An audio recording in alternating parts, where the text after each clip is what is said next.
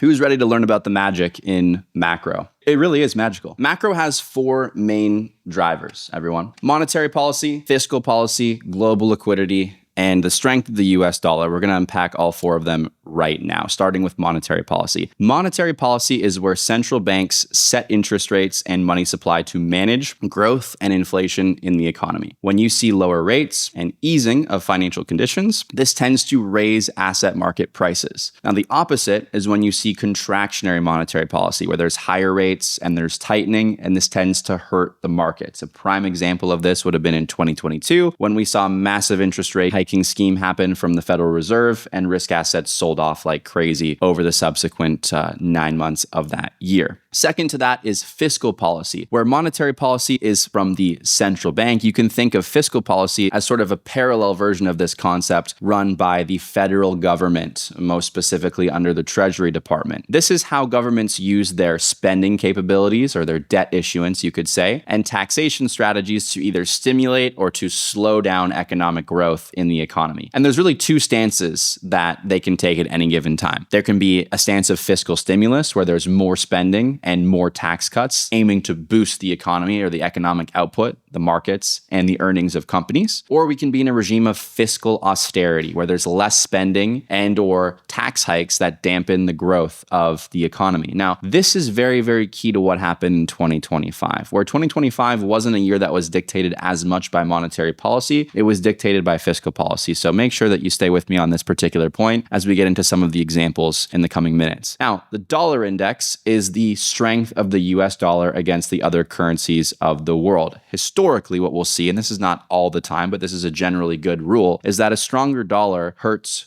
risk assets. But a weaker dollar does the opposite and allows risk assets to grow in dollar-denominated terms. A fantastic example of this is actually the middle 6 months of 2025, I should say. But even more specifically than that was Trump's first term in office in 2017, where we saw the dollar decline 11% and Bitcoin multiply by 1,400%. Now, this is a bit of a cherry-picked example from this particular case, but what I'll say about dollar strength in general is always you see the best asset market performance when the dollar is at a stable level or moving lower. And this is what allowed ultimately Bitcoin and other risk assets to perform really, really well in 2017. Same thing happened in 2021, for example, 2020, and even as recently as 2025, where the dollar sold off aggressively and allowed risk assets to catch a major, major bid. Finally, we have global liquidity. This is the amount of liquid capital in the world driven by central banks and their money supply. When you have a growing global liquidity trend, it tends to boost risk assets, and ultimately this is coming from the government's ability to expand their debt. When you see the reverse of this happen, where global liquidity conditions are shrinking, it does the opposite. It starts to weigh down risk assets, and it hurts the government's ability to expand debt in the short term, which is usually where we see crises start to unfold, and then the cycle repeats itself, where the government has to bail the economy and the financial system out of whatever hole it's currently in. Now, a very, very prime example of this that most people missed in 2022 was where global liquidity recovered from a downtrend. This is downtrending 2022, marked a bottom near the beginning point of November and started to uptrend. This was also the time where, if you'd overlay a chart and looked at the US dollar topped out and started to move lower from this point, right? And that's the inverse correlation that these two particular factors have between global liquidity and the dollar index. That's a bit of a pro tip for some of you guys that want to write that down. And subsequently, what did we see happen? Bitcoin bottomed. And as global liquidity trended higher, Bitcoin eventually found its way higher, as well as the stock market and most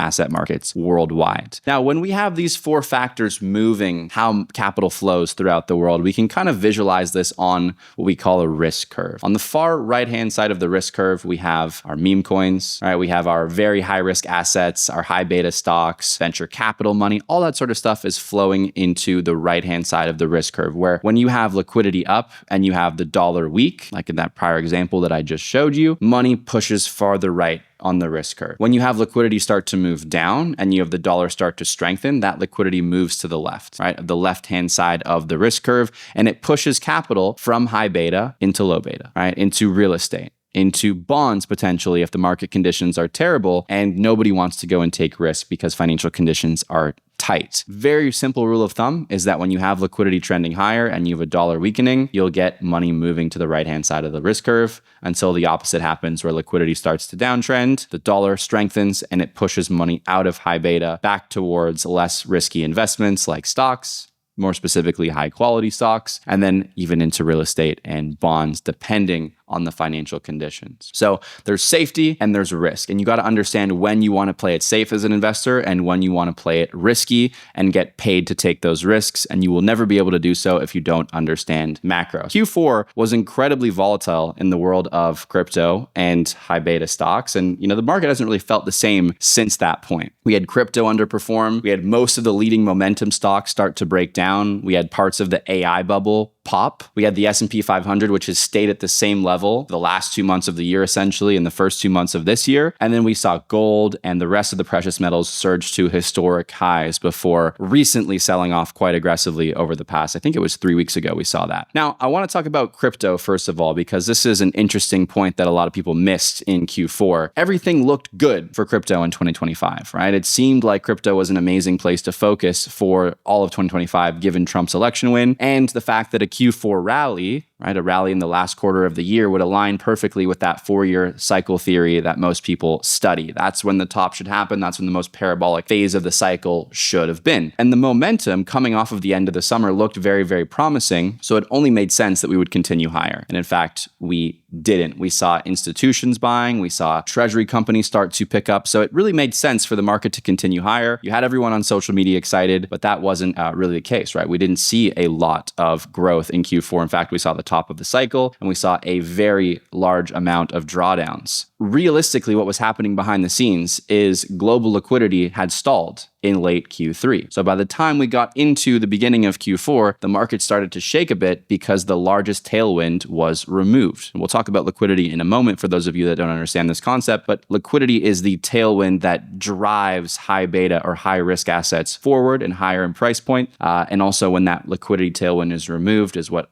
allows the market to sell off and spook investors out of their positions. There was a lot of optimism that Bitcoin would follow gold's breakout. It didn't. There was an assumption from 95% of the market that Q4 had to be bullish. And neither of these 2 points, the fact that Bitcoin follows gold, it doesn't. And the fact that just because euphoria should happen at the end of a cycle, that therefore you shouldn't sell until you see euphoria, was not my view. And I took a very large degree of my investments off the table in Q4, almost all of my crypto investments, and avoided months of downside as a result of that. Now, stocks in Q4 were at the highs, right? It was just peak mania of the AI bubble, the AI story, and everything seemed to align with AI. That actual story in the markets mattered more than any company's valuation. There was extreme buying. Anything that was labeled with AI or close to being related to AI got bought. Right? It didn't matter the price of the stock. It didn't matter the look of the chart. It didn't matter how profitable or the company was or wasn't. It didn't matter. Everything that had an association with AI was bought in this retail buying frenzy. And ultimately what happened is when the OpenAI bubble popped, and we'll talk about that in a moment,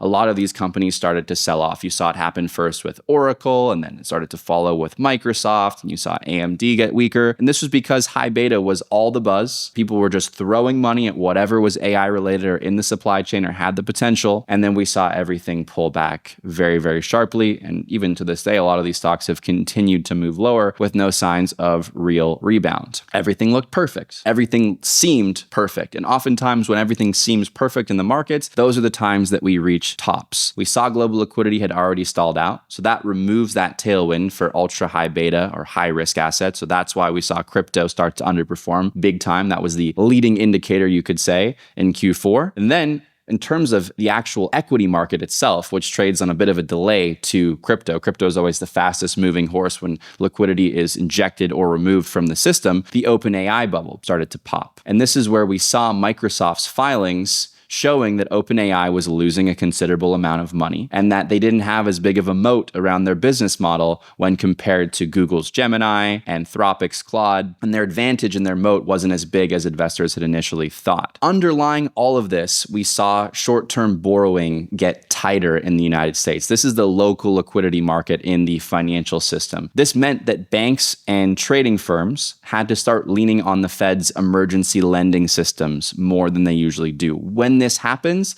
this is signaling that there's a low level of liquidity in the financial system in the United States. Markets have a very difficult time, especially risk assets, high beta assets have a hard time performing when there's local liquidity stress in the markets. And underneath all of this, that meant that the markets are more fragile than they looked. It was easy to buy every single dip in 2025 and make money, but that framework started to break at the end of the year, and we had a shift in leadership from the second half of November forward. Now, I saw this happening before most because I was studying global liquidity. I was studying local liquidity. I was looking at the repo market. I could see all of this stress happening in real time. I realized about 3 days after this filing came out from Microsoft that there was going to be a cancer that would infect the AI ecosystem from any companies related to being too overexposed to OpenAI. And I started to de-risk my stocks. I had already de-risked my crypto very heavily at this point. And as of right now, I've avoided months of downside as a result of all of that. And I actually wanted to show you some of what this looked like. So in the summertime, everything was great in the markets. Everything was specifically great for crypto. We saw the House pass the Genius Act in early July. This was, right around the time the crypto market started to get euphoric again for the year. But the first major macro data point that was negative for the markets was the TGA beginning to be refilled. This is the government's bank account. And you can think about all of the money that's circulating in the financial system when it's time for people to pay taxes, when it's time for the government to raise money from the system by doing bond issuance, that TGA account starts to refill and it sucks money that's liquid out of the financial system and puts it into the government's bank account where it's not doing anything. Then we saw an inflation shock happen third around early August. And this is where markets started to realize, maybe it's not going to be as easy for the Fed to cut interest rates as much as the market had hoped. We saw Treasury Secretary Scott Bessent rule out the Bitcoin strategic reserve purchases right here in mid-August, leading to a short-term top in the crypto markets. And then we had Jackson Hole, which was a central banking conference that happens every single year in August. And this is actually where the market started to rebuild that bullish case. Stocks were happy about this. Markets wanted to see the Fed talking about cutting interest rates more than they did at this particular event, but the market was somewhat okay. So this was neutral. Each of these is color-coded: bullish, bearish, and neutral in terms of what it does for the markets. Then we see inflation slow down. And that's a good sign because that allows the Fed to cut rates. And we'll talk more about this in a second when I break down how all these levers are connected to each other. This allowed markets to start to rebound. But what happened just before that point was that we saw that reverse repo facility start to get tapped again. And this is where we saw liquidity getting drained from the markets. First of all, the repo facility was at a low point, meaning a lot of liquidity had been moved out of that. So banks have been tapping that reserve. And by the time we got into mid-September, the standing repo facility, which is a different arm of a similar system, was tapped for $18.5 billion in a single day. That was the largest draw since inception. So this was the beginning right here in early September of that liquidity crunch locally in the US. And that's what started to create this weakness in the crypto markets before we had this pop and then a big subsequent sell-off. Now, when that government shutdown happened, a few days later, we saw Trump drop his tariff bomb again on China. And that sold off the S&P, that sold off the NASDAQ, that sold off Bitcoin and crypto. And that happened right here on Friday, October 10th. When that happened, the amount of damage that occurred to the crypto markets, specifically to the altcoin markets, immediately turned our system bearish on the markets, and we sold all of our crypto subsequently starting on that Sunday, and we followed up with finishing our sales all throughout that next week. So while markets were actually rebounding and sort of ranging higher, and this is where I was preparing everyone in BNB for the potential of a crypto bear market before everyone thought that they was even possible. Now, as a result of that, equity markets were able to sort of chop and continue a bit higher, but crypto, because it's so high beta and it responds to a lack of liquidity, and we saw this massive crunch of liquidity here, started to continue lower, right? And we've seen Bitcoin and crypto make lower lows every single week since this point. So we've avoided all of this downside in BNB as a result of being defensive here, and myself issuing warnings to the group as well as all of our systems signaling sell. So it'll be pretty clear after looking at that chart, if you have no knowledge of macro, that you have to have some degree of understanding, because even those points, which had nothing to do with the technicals of the chart or anything related to price action, were able to tell me that the market was in a bit of a confusing state and probably was worth pulling out of, at least for the short term, in the world of crypto. This all comes down to your understanding of macro. And macro is your ability to read the warning signs to get defensive, or the opposite, right? Allowing you to manage your risk. And of course, if you're not objective with your decision-making process in markets, then you're going to be biased and you're going to make the wrong decision. So the three keys that we're going to go over in the next couple of minutes in this presentation is understanding macro, understanding how that dictates your risk management, and understanding how to frame all of your decisions from an objective perspective.